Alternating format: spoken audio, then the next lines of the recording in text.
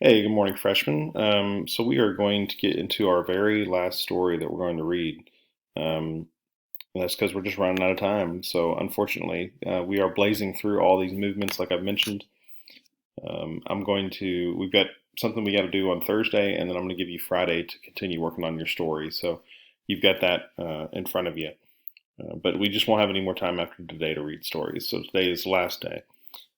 But we've got modernism right here, obviously, that we've worked on with the poetry and with Hills Like White Elephants. There's so many more good stories coming out of that era. So, if you know uh, any of those authors down there on this slide, I can't recommend it enough to go take a look at those. Um, of course, those are like, again, between the two world wars, they are very heavy with experimentation. They're very heavy with those kinds of feelings of grief, fear, and regret. But then, as we move into the contemporary period, which is you'd think this would be called the modernism period, but it's not. This is contemporary. It's from Second World War till now, so it's a huge period right now. It's almost 100 years. It may be that we're already in another period. We just don't know it yet, and that's how all the periods would have been. People didn't recognize that things were changing until they were able to look back after they'd already changed and say, "Oh yeah, there was this shift around here." Um, but you see a really big difference starting to happen here, mainly with the content and also with the acceptance of different writers. So that started happening as early as realism with Kate Chopin and only progressed from there, right? So contemporary is identified by a focus on culture, society, and the obsession with media. There's a wide acceptance of women and ethnic writers, minority writers, that has never been seen before.